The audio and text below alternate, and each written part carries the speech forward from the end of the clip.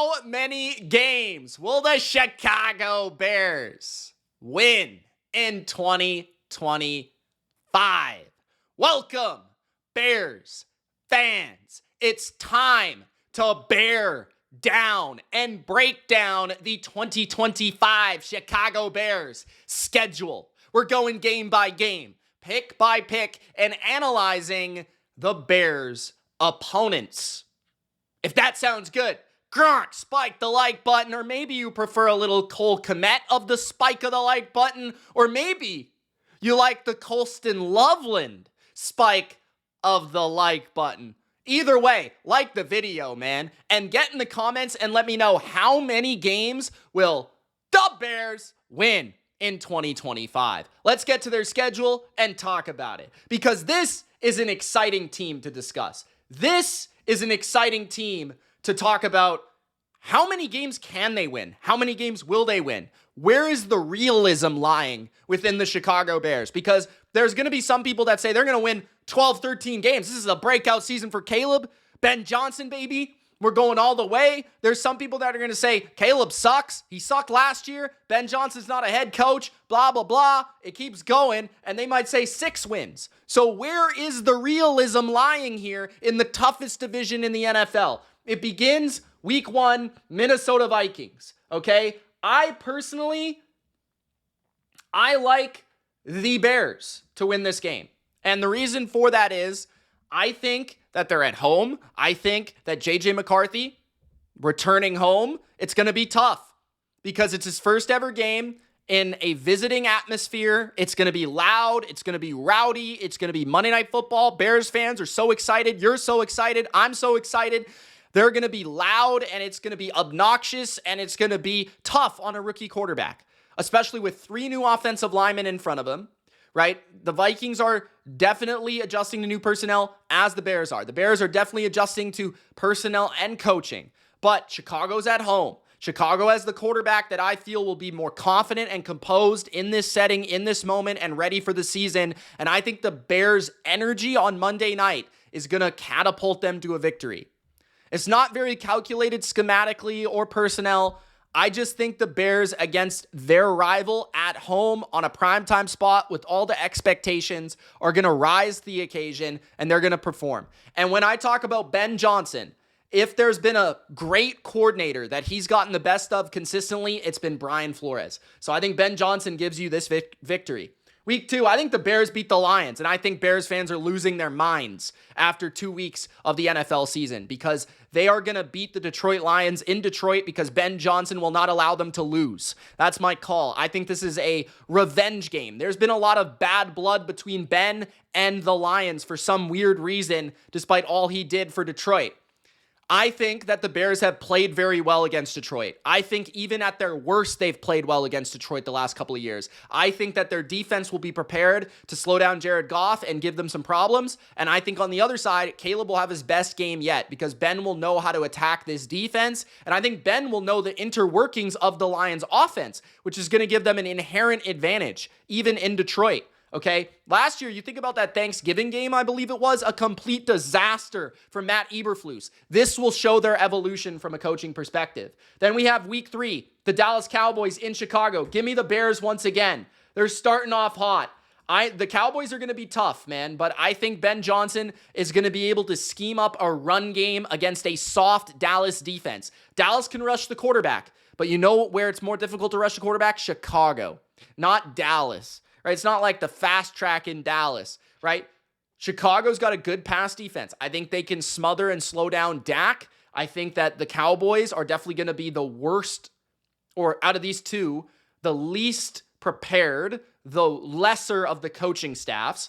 And this could be an Eberflus revenge game. So keep that in mind. There could be some Eberflus revenge. But I think that Ben Johnson and Eberflus know each other very well because they've worked against each other in this division.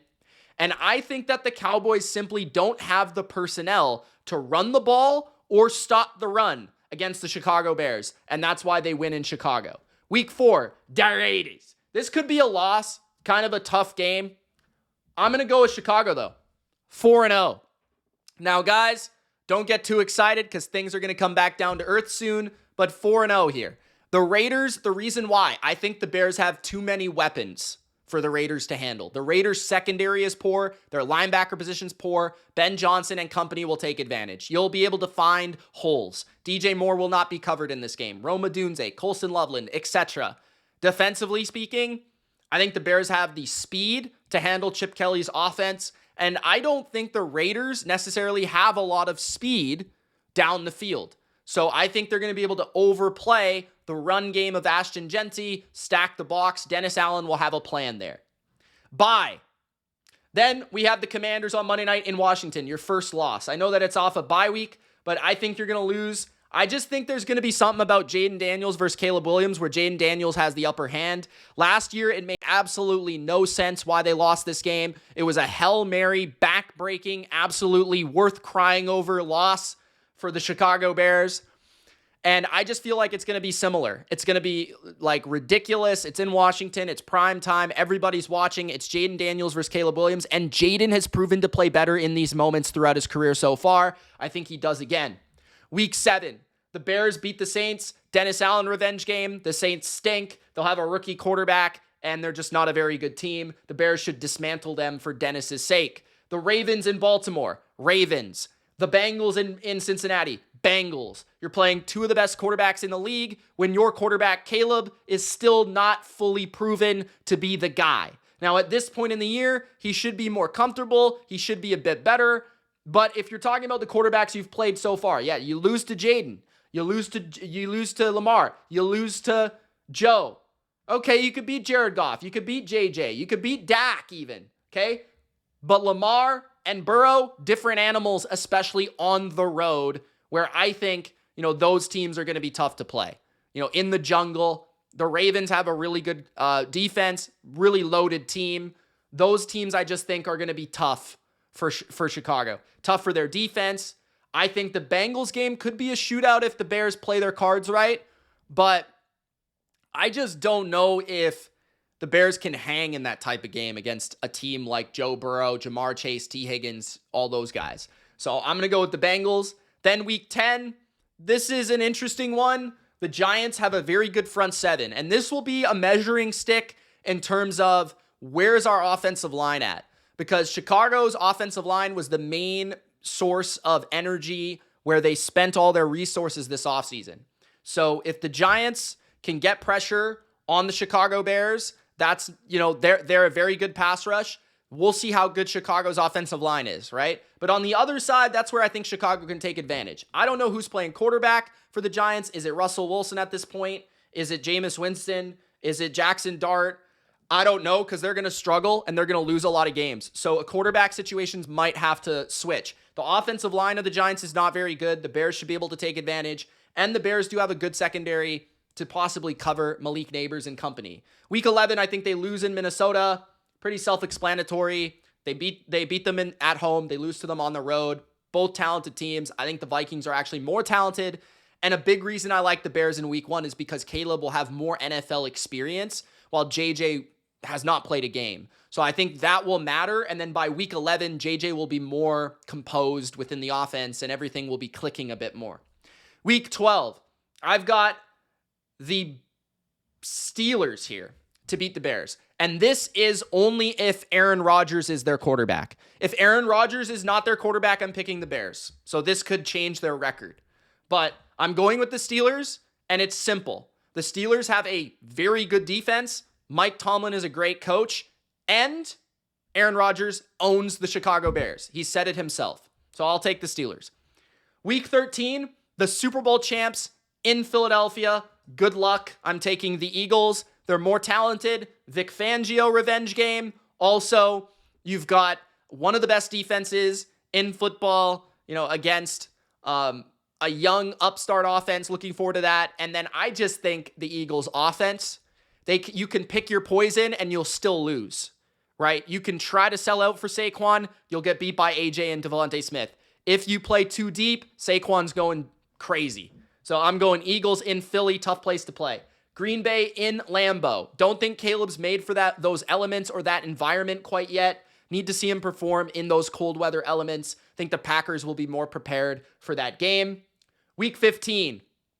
Browns, I think that the Bears are just a better offense by this point. Better offense. Browns have a very good defense, but the game's in Chicago. That should catapult Chicago's defense to dismantle whoever's at quarterback. Dylan Gabriel, Shedeur Sanders, Joe Flacco, Kenny Pickett. Doesn't matter. Browns won't have the offense to match Chicago. Then you've got the Green Bay Packers twice.